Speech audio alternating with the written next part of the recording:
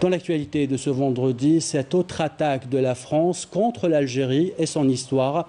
Une attaque qui prend cette fois une autre forme, une dépêche publiée par l'agence France Presse qui soutient publiquement l'organisation terroriste le MAC.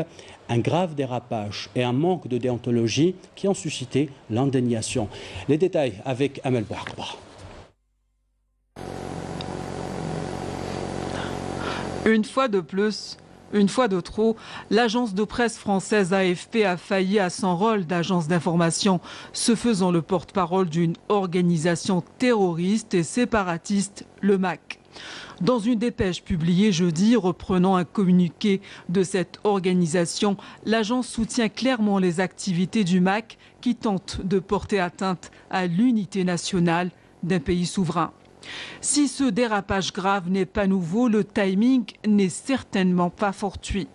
Il intervient après une opération sécuritaire d'envergure qui a permis à la Direction générale de la Sûreté nationale de déjouer des tentatives d'attaques terroristes dans certaines régions du pays menées par des individus appartenant au MAC. Un coup de filet qui a permis l'arrestation de 17 suspects qui planifiaient des opérations armées avec la complicité de l'entité sioniste et un État d'Afrique du Nord.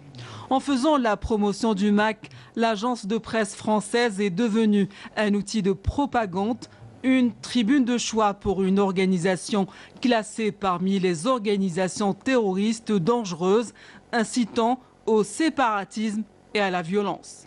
Si la sortie médiatique de l'AFP est en totale contradiction avec les principes et la déontologie du métier d'informer, elle confirme surtout l'implication de certains lobbies qui contrôlent une information orientée sur la déstabilisation de certains pays, en particulier l'Algérie, visée par des conspirateurs contre un pays inébranlable dans ses positions historiques. Des manœuvres qui servent des agendas représentant une époque révolue. Ce dérapage médiatique intervient quelques jours seulement après des déclarations du président français portant atteinte à la nation algérienne dont les racines sont profondément ancrées dans une histoire riche de résistance, d'héroïsme et de gloire. En témoigne la lutte menée sans relâche par le peuple algérien contre le colonisateur français. Car 59 ans après l'indépendance de l'Algérie, la France ne s'est pas encore remise de sa défaite en Algérie, occultant son passé honteux d'ancienne puissance coloniale et en perpétré les pires crimes contre l'humanité.